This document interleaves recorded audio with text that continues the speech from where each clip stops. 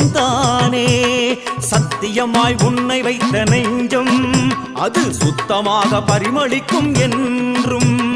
கற்பூர நாயகியே நாகவல்லி காளிகருமாரி சிவகாமியம்மா.